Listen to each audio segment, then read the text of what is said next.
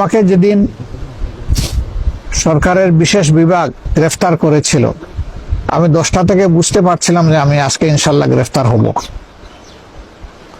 কিন্তু আমাকে তো গ্রেফতার করেছে রাতের 1:45টার সময়।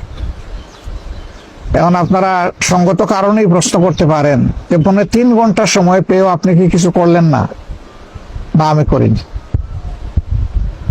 আপনাদের স্মরণ থাকার কথা, 10 তারিখ ডিসেম্বর মাসের আমরা যুগপৎ কর্মসূচি ঘোষণা করেছিলাম একটা ভার্চুয়াল কনফারেন্সের মাধ্যমে।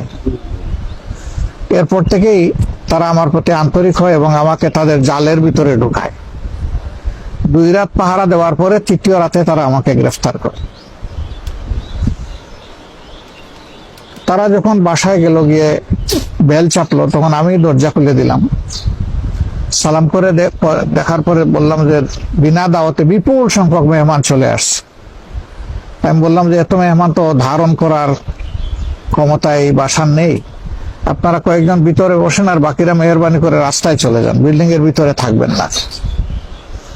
আলহামদুলিল্লাহ তারা আমার অনুরোধ রক্ষা করেছিল এবং বাসার ভিতরে কয়েকজন এসে সিনিয়র যারা, বাকিরা রাস্তায় চলে গেছিল।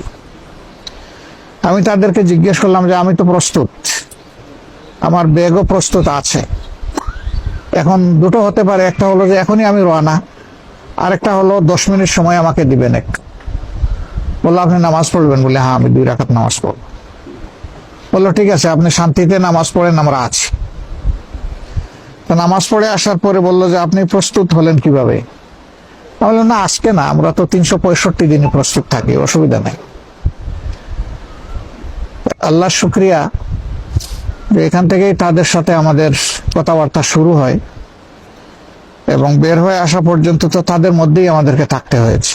হয় পুলিশ প্রশাসন, না হয় জেল প্রশাসন, না হয় আদালত, কোনো একটা জায়গায় তো থাকতে হয়েছে। তারা একটু বিস্মিত হয়েছিল এই কথা শুনে যে আমরা 365 দিন রেডি থাকি।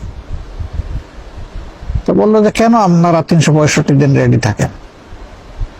আমি বললাম যে আপনারা তো আসেন, আমাদের প্রতি আপনাদের আন্তরিকতার কারণে তো আপনারা খোঁজখবর নেন মাঝে মধ্যে, এই জন্যই রেডি থাকে। তো হাসে। 3.25 ঘন্টা সময় পেয়ে আমি সরিনি কেন বা সরার চেষ্টা করিনি কেন? আমি তো বুঝতে পেরেছি যে আমি আজকে গ্রেফতার হতে যাচ্ছি। আমি সরিনি এই কারণে যে কনফারেন্সের পরেই দায়িত্বশীলরা অনেকে আমাকে পরামর্শ দিয়েছিলেন যে আপনি একটু স্থান বদল করে থাকবেন কিনা। আমি বলছি না, আমি না, তবে আমার পাশে ডাইনে বাবু যারা ছিলেন তাদের সতর্ক হওয়া উচিত এবং তাদের স্থান বদল করে থাকাটাই উচিত। তারা আমাকে বলেছিলেন যে আপনি না, অথচ আমাদেরকে বলতেছেন। আমি বললাম যে আমি সরে গেলে জামাত ইসলামী পালিয়ে যাওয়ার সামিল, আমি পালিয়ে যাব না। কিসমতে যেটা আছে সেটাই হবে, যেটা নাই সেটা কেউ গোটাতে পারবে না ইনশাল্লাহ। কিন্তু আপনারা সরে গেলে সেটা হবে না, সেটা কৌশলগত কারণে এরকম সরতেই পারি আমরা। আলহামদুলিল্লাহ আমি যখন মুক্তি পেয়ে আসলাম তখন গেটে যে দারোয়ান, সে আমাকে নিয়ে যাওয়ার সময় কান্নাকাটি করছিল। তা আমি ওর মাথায় হাত তুলে সান্ত্বনা দিয়ে বললাম যে তুমি কান্নাকাটি করো না, আমি আমার ফার্স্ট হাউস থেকে সেকেন্ড হাউসে যাচ্ছি, এটা তোমার চিন্তার কোনো কারণ নাই।